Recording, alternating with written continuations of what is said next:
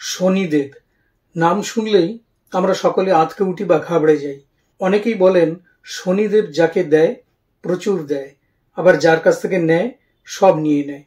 কিন্তু আসল সত্যি যেটা, সেটা শনিদেব কিন্তু কখনো নেয় না, নিতে আসে না। শনিদেব আমাদেরকে ফেরত দেয়। আমাদের যে সঞ্চিত কর্ম, সেই সঞ্চিত কর্মটাকে আমাদের প্রারব্ধে ফেরত দেয়। অর্থাৎ আমরা কি করেছি বা আমাদের যে অপূরণীয় কাজ, সেই কাজটাকে আমাদের এই জন্মে, এই প্রারব্ধে আমাদের পূর্ণ করবার একটা সুযোগ দেয়, এবং কিভাবে আমরা পূর্ণ করব এটা কিন্তু শনি মহারাজ প্রদান করে। আমাদের সাড়ে সাতি চলুক, শনির ঢাইয়া চলুক, অথবা শনির দশা চলুক, অন্তর্দশা চলুক বা প্রত্যন্তর দশা চলুক, প্রত্যেকটা ক্ষেত্রেই কিন্তু শনি মহারাজ আমাদেরকে ফেরত দেয়। যে আমি কি কর্ম করেছি সেই কর্ম অনুসারে আমাকে সেই জিনিসটা রিটার্ন দিয়ে দেবে। আমার আগের ভিডিওগুলো যারা দেখেছেন তারা সকলেই জানেন, আমি বলেছিলাম যে পঞ্চম ভাব থেকে পূর্বজন্ম, এই লগ্ন ভাব থেকে আমাদের বর্তমান প্রারব্ধ বা এই জন্ম, এবং আগুন যেটা রয়েছে সেটা পরজন্ম ক্যারি ফরওয়ার্ড করে যাবে নাইন্থ ভাব থেকে বা নাইন্থ হাউস থেকে। তা এই জন্মে অর্থাৎ বর্তমান জন্মে শনি আপনাদের যেভাবেই থাকুক না কেন, 12টা যে ভাব রয়েছে, 12টা ভাবের মধ্যে যেভাবেই থাকুক না কেন, সে কিন্তু সঞ্চিত যে ফল আছে সেই ফলগুলো প্রারব্ধে তাকে প্রদান করবে, এবং সেই কাজ সেই জাতককে বা জাতিকাকে করতেই হবে, এবং সেই রিলেটেড কাজই আপনাকে করতে হবে যেই ভাবে শনি মহারাজ বসে থাকবে। যদি কারুর তৃতীয় ভাবে বসে থাকে, তৃতীয় ভাব রিলেটেড কাজ তাকে করতে হবে। চতুর্থ ভাবে বসে থাকে, চতুর্থ ভাব রিলেটেড কাজ তাকে করতে হবে। ষষ্ঠ ভাবে বসে থাকে, ষষ্ঠ ভাব রিলেটেড কাজ তাকে করতে হবে।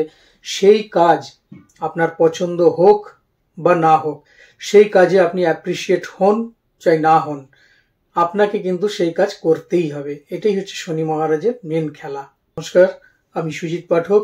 আপনাদের প্রিয় চ্যানেল সুজিত পাঠক অ্যাস্ট্রোলজি নিয়ে আমি উপস্থিত হয়ে গেছি, এবং আজকে জানাবো যে শনি মহারাজ আমাদের কি ফল দেয়।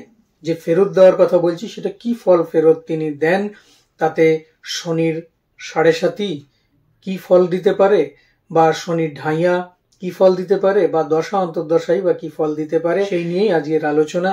তবে তার আগে বলবো, যারা আমার চ্যানেল দেখছেন এখনো পর্যন্ত সাবস্ক্রাইব করেননি, অবিলম্বে চ্যানেলটিকে সাবস্ক্রাইব করুন এবং পাশে থাকা বেল আইকনটি প্রেস করতে কিন্তু ভুলবেন না। তাহলে চলুন দেখে নিই কি খেলা দেখাচ্ছে আজকে শনি মহারাজ।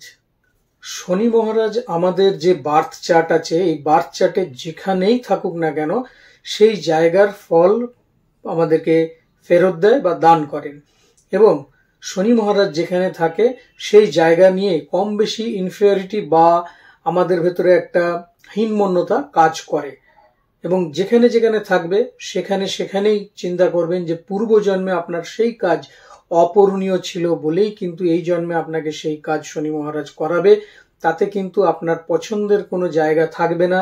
অর্থ আপনি কতটা ইনকাম করবেন সেটা বড় ব্যাপার নয়, কিন্তু আপনাকে সেই কাজ করতেই হবে। যদি আমাদের বার্থ চার্টে কারোর লগ্নভাবে শনি মহারাজের অবস্থান থাকে, তার ভেতরে ইনফিরিয়রিটি কমপ্লেক্স বেশি থাকবে, সে সর্বদা একটা হীনমন্যতায় ভুগবে। আমার দ্বারা কি হবে, একটা নেগেটিভ চিন্তাধারা তার ভেতরে আসবে, আমি কি পারবো করতে, মানে জেতার আগেই সে কিন্তু হেরে যাবে। যে আমি লড়াইটা করি তারপরে সেই জায়গাটা আসবে, সেটা না, সেটা কিন্তু তার ভেতরে এই হীনমন্যতাটা প্রবেশ করবে। এবং যদি এই হীনমন্যতাকে কাটিয়ে আপনি অগ্রসর হতে পারেন, তাহলে পরেই কিন্তু আপনার জয় নিশ্চিত। কেননা পূর্বজন্মেও আপনার ভেতরে এই হীনমন্যতাটা ছিল, সেই হীনমন্যতার সঞ্চিত যে ফল সেটা আপনার প্রারব্ধে প্রবেশ করবে, এবং প্রবেশ করার ফলে আপনার ভেতরে সেইটাই আসবে। সবসময় একটা নেগেটিভ চিন্তাধারা, সবসময় একটা প্রতিরোধ বা একটা বাধা আপনার অল টাইম এটা হতে থাকবে। এই জায়গা থেকে আপনাকে ওভারকাম করতে হবে, এবং অবশ্যই সেই ওভারকাম করে বেরোলে পরে আপনার সফলতা নিশ্চিত। ওভারকাম কি করে করবেন, ভিডিও টোটালি দেখতে থাকুন, আমি বলতে থাকবো যে কিভাবে আপনি নিজেকে ওভারকাম করতে পারবেন। যদি দেখা যায় আপনাদের সেকেন্ড হাউস অর্থাৎ দ্বিতীয় ভাবে শনি মহারাজের অবস্থান রয়েছে, দ্বিতীয় ভাবকে আমরা কি বলি, আমাদের সঞ্চিত অর্থ বা ব্যাংক ব্যালেন্স, দ্বিতীয় ভাব থেকে আমাদের জ্ঞাতি। তার কাজে যদি দ্বিতীয় ভাবে শনি মহারাজ থাকে এবং সেটা বাক্যস্থানও বটে, ফলে আপনাদের কিন্তু বাক্যের দ্বারা নানান রকম ক্ষেত্রে হেজিটেশন হবে। আপনি কোনো কথা বলতে যাবেন, সে কথাটা সঠিক হবে কি হবে না, এই হেজিটেশন আপনার ভেতরে থাকবে। বা কাউকে কোনো কথা বলে দিলেন, হয়তো আপনার ভেতরে আপনি বলতে চাইছেন পোলাইটলি ভাবে, কিন্তু আপনার ভেতরে একটা রুডনেস এমন ভাবে তৈরি হয়ে যাবে যে অনেকে ভাববে হয়তো যে খারাপ কথা বললো বা বাজে কথা বললো। কাজেই এই একটা সংকটের জায়গা তৈরি হতে পারে। জ্ঞাতি সম্পর্কে আপনি কোনো রকম কথা বলবেনই না, অর্থাৎ আপনার যে জ্ঞাতি বা পরিজন যারা রয়েছে তাদের সম্পর্ক আপনি খুব একটা সব জায়গাতে ফ্ল্যাশ করবেন না, সবসময় চেপে যাবেন, এই জায়গাগুলো চলবে। কেন আপনার ভেতরে একটা হীনমন্যতা সেখানেও কিন্তু এই সেকেন্ড হাউসে কাজ করবে। এই জায়গা থেকেও আপনাকে কিন্তু বার হতে হবে এবং আপনাকে কথার মাধুর্য বা এই যে চিন্তাধারা আপনার ভেতরে যখনই আসবে, রিয়েলাইজেশন যখন আপনি করতে পারবেন, সেই রিয়েলাইজেশনকে আপনি রেকটিফিকেশনে বদল করুন এবং সঠিকভাবে কথা বলুন, দেখুন আপনার জায়গা ঠিক হবে। এবং আমি বললাম যে সবশেষে আমি বলবো যে কি করলে পরে শনি মহারাজের এই জায়গা থেকে আমরা বেরোতে পারবো। দ্বিতীয়ভাবে আমাদের যদি শনি মহারাজ অবস্থান করে, তাহলে পরে সে সঞ্চিত যে অর্থ, সেই সঞ্চিত অর্থ সে কিন্তু সেভাবে রাখতে পারবে না এবং সঞ্চিত অর্থের প্রতি তার একটা লোভ থাকবে। যেখান থেকে হোক সে কিন্তু অর্থ জমাবার চেষ্টা করবে যে আমি সেটা কাজে লাগাবো বা আমার শেষ জীবনের জন্য আমার এটা দরকার। এই জায়গাটার জন্য সে কিন্তু নানান দিক থেকে সঞ্চয় করবে, কিন্তু দেখা যাবে আলটিমেটলি সে যখন বয়স হয়ে যাচ্ছে, সেই বয়সকালে সেই অর্থ তার কোনো কাজেই আসছে না। এই সমস্যাগুলোও কিন্তু দ্বিতীয় শনি থাকলে পরে তৈরি হয়ে যায়। যদি দেখা যায় যে থার্ড হাউসে আপনাদের শনি মহারাজ অবস্থান করছে, তাহলে পরে আপনার ভেতরেও একটা হেজিটেশন ফিল হবে, আপনার কমিউনিকেশন স্কিলে একটু বাটা পড়বে, অর্থাৎ সেইভাবে কমিউনিকেট সবার সাথে করতে পারবেন না। বেশ কিছু ক্ষেত্রে আপনার তৈরি হওয়া সম্পর্ক বা তৈরি হওয়া কাজ অনেক সময় এটা নষ্ট হয়ে যেতে পারে। এছাড়া ভাই বোনেদের সাথেও একটা সমস্যা আপনার চলতে থাকবে, মনে হবে তারা যেন আপনাকে ডিসরেসপেক্ট করছে। কেন আমি বললাম একটু আগেই, হীনমন্যতাটা তার ভেতরে ভীষণভাবে চলে আসবে। কিছু কিছু ক্ষেত্রে দেখা যাবে আপনি পরিশ্রম প্রচুর পরিশ্রম করছেন, কিন্তু সেই অনুযায়ী ফল আপনার লাভ হচ্ছে না। হয়তো হচ্ছে, কিন্তু আপনার মনে হবে যে আমি সেই পরিমাণ ফল পাচ্ছি না, আমার আরো বেশি পাওয়ার দরকার আছে। এই জায়গাগুলো কিন্তু থার্ড হাউসে যদি আপনাদের শনি অবস্থান করে, তাহলে পরে কিন্তু এই সমস্যাগুলো দেখা দিতে পারে। যদি চতুর্থ ভাবে আপনার শনি মহারাজ অবস্থান করে, সেক্ষেত্রেও কিন্তু চতুর্থ ভাব আমাদের মা, আমাদের সুখ, আমাদের ইমোশন, আমাদের প্রপার্টি, এই জায়গাগুলো যে দেখছে এবং আমাদের বিদ্যা, এই জায়গাগুলোর ক্ষেত্রে পূর্বজন্মে আপনার কৃত যে ফল, তার ফলে কিন্তু শনি মহারাজ এখানে বসেছে। ফলে আপনার মায়ের সাথে কোনো রকম কমিউনিকেটিং এ সমস্যা থাকতে পারে, অথবা এমন কোনো কাজ যে কাজে হয়তো আপনার মা করলো যাতে আপনি হার্ট হতে পারেন, অথবা আপনার বিদ্যাক্ষেত্রে ঝট করে একটা জবনিকা পড়ে গেল বা বাধা চলে এলো, এই জায়গা তৈরি হতে পারে। কিংবা আপনার গৃহ সুখের খামতি দেখা দিতে পারে। সেক্ষেত্রে যারা ধরুন কনস্ট্রাকশনের বিজনেস করছেন বা এই ধরনের কোনো মেশিনারিজ বিজনেস করছেন, তাদের ক্ষেত্রে এই কাজের মধ্যে দিয়েই তাকে কিন্তু পূরণ করতে হবে, কেননা তার সঞ্চিত কর্মের এই জায়গা কিন্তু তাকে ভীষণভাবে ঠেলবে যে তুমি এই কাজটা করো।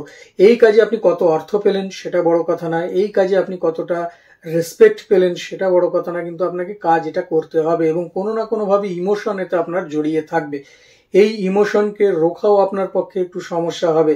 আপনি চাইবেন যে আপনাকে সবাই সম্মান করুন, সবাই অর্থ দিন, কিন্তু এই জায়গাটা আপনার হবে না, কেন শনি মহারাজ সেখান থেকে আপনাকে সেই জায়গাটা দিতে দেবে না, যার ফলে আপনার সেই ইমোশনটা আরো বেশি বেড়ে যাবে।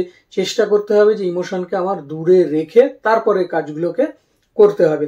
আমি আসলে বিষয়গুলো আগে বলে নিচ্ছি যে শনি মহারাজ কোন কোন ভাবে থাকলে কি ফল দেয়, তারপরে সম্পর্কে আমি বলবো সাড়ে সাতি এবং ঢাইয়ার বিষয়েও। পঞ্চম ভাবে যদি শনি মহারাজ আপনাদের অবস্থান করে, তাহলে পরে পঞ্চম ভাব থেকে আমাদের প্রতিভার বিকাশ, পঞ্চম ভাব থেকে আমাদের স্ট্যাটাসের জায়গা, পঞ্চম ভাব থেকে আমাদের যে বিদ্যা, উচ্চ বিদ্যা, সেই জায়গাগুলোকে দেখায় বা আমার ক্রিয়েটিভিটি, সেই বিষয়গুলোকে দেখায়। যদি এখানে শনি মহারাজ থাকে, তাহলে পরে প্রথম কথা হচ্ছে আপনার সন্তান বিষয় নিয়ে একটা হীনমন্যতা তৈরি হবে।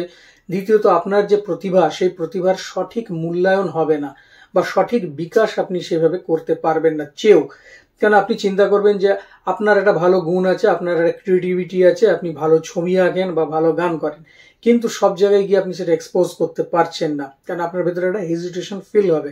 কেন শনি মহারাজ সেটাই করায় যে একে পেছন দিকে রাখো, একটু হীনমন্যতা, হয়তো আমারটা শুনে সবাই ভালো বলবে না বা দেখে অনেকে ভালো বলবে না। ডোন্ট ওয়ারি, এগুলো নিয়ে চিন্তা করবেন না, এগিয়ে যান। তাহলে পরেই দেখবেন যে শনি মহারাজ আপনাকে পেছন থেকে পুশ করছে যে চলো তোমার হবে, সেই জায়গাটা। কাজেই পঞ্চম ভাব থেকে আমাদের যদি কোনো রকম শনি মহারাজ সেখানে অবস্থান করে তাহলে পরে এই সমস্যাগুলো দেখা দিতে পারে, এগুলোকে ওভারকাম করতে হবে। 6th হাউসে যদি শনি মহারাজ কারুর থাকে, 6th ভাব থেকে আমরা কি বলি, রোগ, ঋণ, রিপু। তা এই তিনটে ভাবের ওপরে ভীষণভাবে প্রভাব দেখা যায়। এই ক্ষেত্রে দেখা গেল যে সেই জাতক বা জাতিকা তার দরকার নেই, সে ভট করে একটা ঋণ নিয়ে বসলো বা লোন নিয়ে বসলো, বা তার দরকার আছে, তার যতটুকু দরকার তার থেকে 2 গুণ 3 গুণ নিয়ে সে বসে রইল। পরবর্তী সময় তার কিন্তু সেটাকে পরিশোধ করতে নানান রকম সমস্যা হচ্ছে বা পরিশোধ করতে পারছে না, এই জায়গা তৈরি হয়ে যাবে, কিন্তু সে কিন্তু সেই সময় সেটা নিয়ে বসবে। 6th হাউসে যদি শনি মহারাজ অবস্থান করে এবং সেই সময় যদি তার দশা অন্তর্দশা চলে কিংবা গোচরকালীন সেখানে শনি মহারাজ চলে আসে বা দৃষ্টি দেয়, তাহলে পরেও কিন্তু এই সমস্যাগুলো তৈরি হয়ে যায়। এছাড়া রোগ সম্পর্কিত নানান সমস্যা তার ভেতরে তৈরি হবে এবং যে রোগ হবে সেই রোগের সঠিক ডায়াগনোসিসেরও অভাব দেখা দিতে পারে। আপনার কথাবার্তা দ্বারা বা আপনার যে কোনো রকম কার্যকলাপ দ্বারা বাড়তে পারে আপনার শত্রুতা, হয়তো যার সাথে ভালো সম্পর্ক সেখানেও আপনার শত্রু তৈরি হয়ে গেল। শনি মহারাজ কিন্তু এই ফলগুলো আপনাকে দেবে এবং সবসময় মনে রাখবেন সে কিন্তু আপনাকে সঞ্চিত ফলটাই দিচ্ছে, যেটা আপনি করে এসেছেন আজ এই জন্মে প্রারব্ধে, তাদের কাছ থেকেও আপনি কিন্তু ঠিক সেম জিনিস। 7th হাউসে যদি শনি মহারাজের অবস্থান থাকে, 7th হাউস থেকে আমাদের পার্টনার, আমাদের বিবাহ যে সঙ্গী, সে আমরা এগুলো বুঝি। কাজে যখনই 7th হাউসে শনি মহারাজের অবস্থান থাকবে তখন কিন্তু সে তার পার্টনারের সাথে বা তার যে বৈবাহিক সম্পর্ক যার সাথে আছে তার প্রতি একটুখানি হীনমন্যতায় ভুগবে। কিরম হীনমন্যতায় ভুগবে, হয়তো ভাববে সে কোথাও চলে গেল বা তার কিছু হয়ে গেল কিংবা কারোর সাথে সম্পর্ক হয়ে গেল, এই ধরনের নানা চিন্তা তার ভেতরে বা হীনমন্যতা তার ভেতরে দেখা দিতে পারে। এছাড়া ব্যবসা ক্ষেত্রে সে যেন বারবার প্রচুর চেষ্টা করছে কিন্তু সেই অনুযায়ী সঠিক রেজাল্ট উঠে আসতে পারছে না। হয়তো লক্ষ লক্ষ টাকা ব্যবসাতে খরচা করেছে বা বিনিয়োগ করেছে, সেখান থেকে সে কিছু লাভ করবে বলে, কিন্তু যে পরিমাণ লাভের দরকার সে পরিমাণ তার লাভ হচ্ছে না, ব্যবসা খুব ধুকে ধুকে চলছে।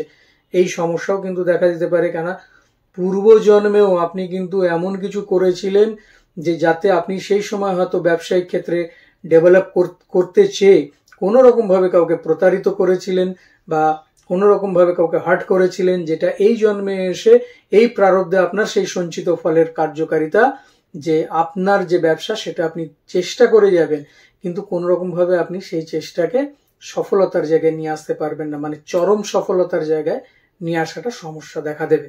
যদি কারো অষ্টম ভাবে শনি মহারাজ অবস্থান করে তাহলে পরে দেখতে হবে যে অষ্টম ভাব থেকে আমাদের রিসার্চ, অষ্টম ভাব থেকে আমাদের সাধনা, অষ্টম ভাব থেকে আমাদের মৃত্যু, অষ্টম ভাব থেকে আমাদের হঠাৎ লস বা প্রাপ্তি, এই যে জায়গাটা রয়েছে, এই ক্ষেত্রে যদি শনি মহারাজ থাকে তাহলে পরে হয়তো আপনার ব্যবসা বলুন বা কর্ম বলুন বা আপনি যে টাকা সঞ্চয় করেছিলেন বলুন, সেই টাকা হঠাৎ করে লস হয়ে যেতে পারে বা কোনো জায়গায় বিনিয়োগ করলে পরে সেই টাকাও কিন্তু লসের দিকে যেতে পারে, অথবা আপনি কোনো রিসার্চ করছেন বা কোনো সাধনা করছেন সেটা মাঝপথে এসে আটকে যেতে পারে। এই জিনিসগুলো কিন্তু শনি মহারাজ অষ্টম ভাবে থেকে করাবে, আপনাকে ঘোরাবে। অষ্টম ভাব থেকে আমাদের ভ্রমণের জায়গাও আমরা দেখি, অষ্টম থেকে আপনাকে কিন্তু ভীষণভাবে ঘোরাবে। যে কোনো কাজ, ছোট কাজ হলে পরেও সেই কাজেও আপনাকে কিন্তু ঘুরে ঘুরে করতে হবে, খুব তাড়াতাড়ি নিস্তার সে দেবে না। যদি শনি মহারাজ আপনাদের নবম ভাবে থাকে, নবম ভাব থেকে আমাদের পিতার ভাব, নবম ভাব থেকে আমাদের ধর্মের ভাব, অবশ্যই সেখানে পিতার সাথে আপনার কোনো মনোমালিন্য দেখা দিতে পারে, অথবা পিতার কোনো কাজ যা আপনাকে হার্ট করতে পারে, পিতার সাথে আপনার নানান রকম সমস্যা মতভেদ তৈরি হতে পারে। ধর্মীয় ক্ষেত্রে আপনি অগ্রসর তো হবেন কিন্তু সেই ধর্মীয় পথে সঠিক জায়গায় অগ্রসর হতে পারবেন না, কিছু দূর গিয়ে আপনাকে আবার ফেরত আসতে হবে বা সেই জায়গাটাকে নিয়েই আপনাকে খুশি থাকতে হবে। এই জায়গাগুলো কিন্তু নবম ভাবে থেকে করে। চলে আসবো দশম ভাবে। দশম ভাবে যদি আপনাদের শনি মহারাজ অবস্থান করে, দশম ভাব আমাদের কর্মের ভাব, ফলত দেখা যাবে যে কোনো একটি কর্ম নিয়ে আপনি সন্তুষ্ট থাকতে পারছেন না, অথবা মনে হবে যে বসের সাথে ভালো সম্পর্ক নেই বা বস আমার কাজের রেসপেক্ট করছে না, এই সমস্যাগুলো দেখা দিতে পারে। কর্ম নিয়ে হীনমন্যতা আপনার ভেতরে তৈরি হতে পারে।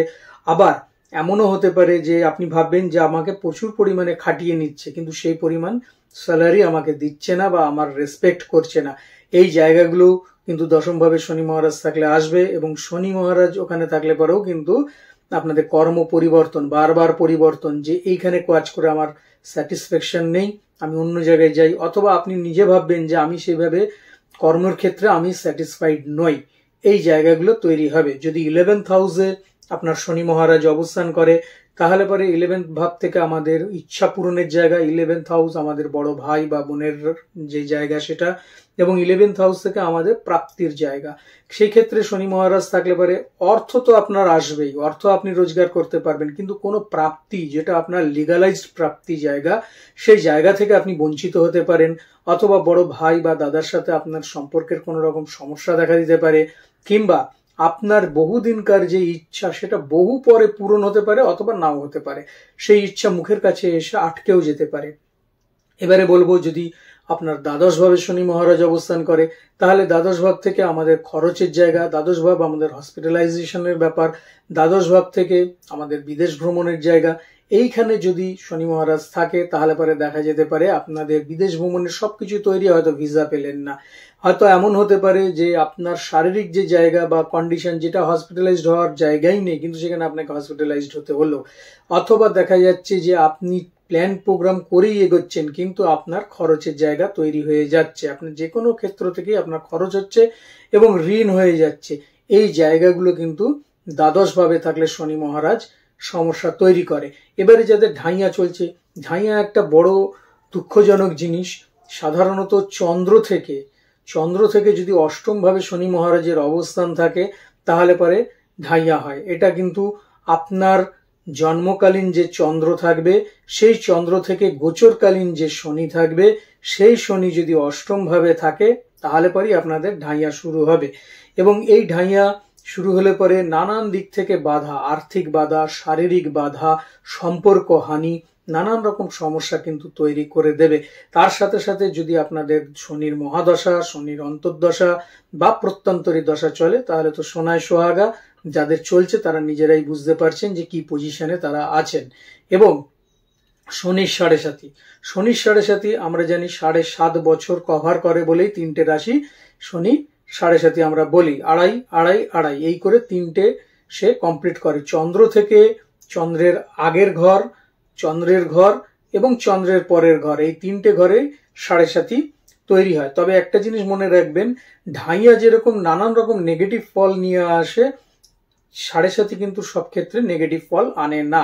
7.5 কিছু ক্ষেত্রে পজিটিভ ফল নিয়ে আসে। অর্থাৎ আপনি কি করছেন বর্তমান সময়, আপনি কি কাজ করছেন, আপনার কর্মের সততা কতটা, আপনি কতটা লেভারিয়াস মানুষ বা কতটা লেবার দিচ্ছেন, কতটা ঘাম ছড়াচ্ছেন, পরিশ্রম করছেন, তার উপর নির্ভর করবে আপনার 7.5 পজিটিভিটি। আমার 7.5 হয়েছে বলে আপনি বিছানায় শুয়ে থাকলেন, আমার আর কিছু হবে না, 7.5 আপনাকে ওই 7.5 বছর জাঁকড়ে বেঁধে রেখে দেবে।